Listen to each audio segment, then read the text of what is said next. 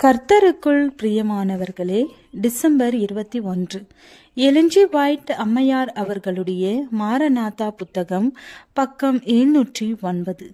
இன்றைய தியானத்திற்காக தெரிந்து கொள்ளப்பட்ட தலைப்பானது வருங்கால பள்ளிக்கூடம். வசனம் வெளிப்படுத்துதல் 21வது அதிகாரம் 3வது வசனம். இதோ மனுஷர்களிடத்திலே தேவனுடைய வாசஸ்தலம் இருக்கிறது, அவர்களிடத்திலே அவர் வாசமாயிருப்பார்.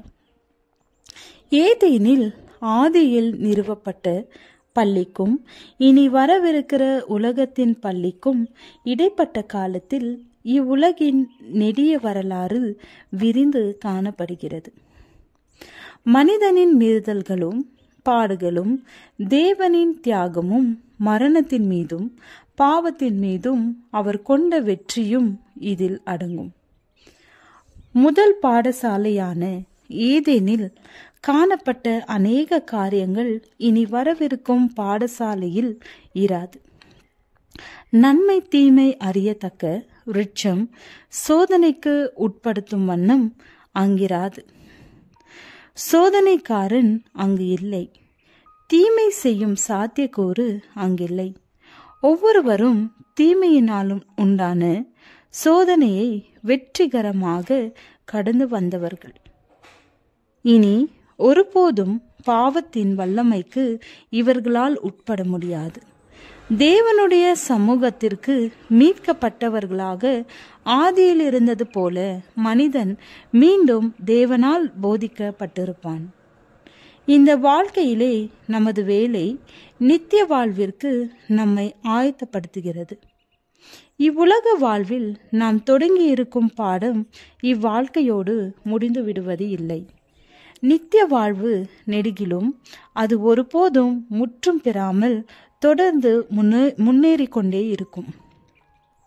இந்த பூமியாகிய பள்ளியில் நாம் கற்றுக்கொண்ட ஒவ்வொரு நல்ல கொள்கையும் ஒவ்வொரு சத்தியமும் அதே அளவிற்கு முன்னேறி செல்லத்தக்கதாக நம்மை பரலோக பள்ளியில் நடத்தும்.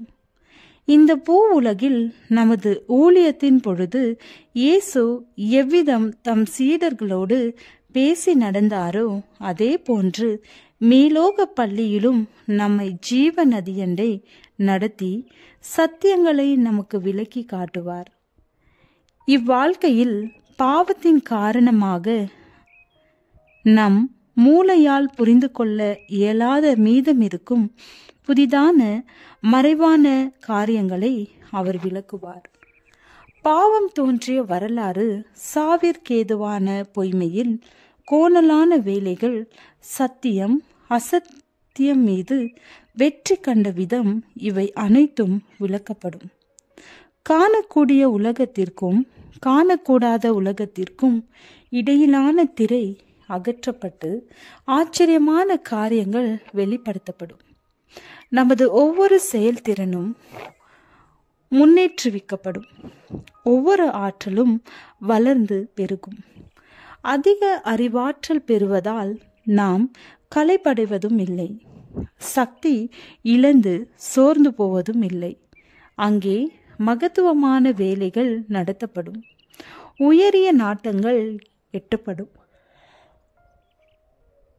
மேலான நோக்கங்கள் நிறைவடையும்.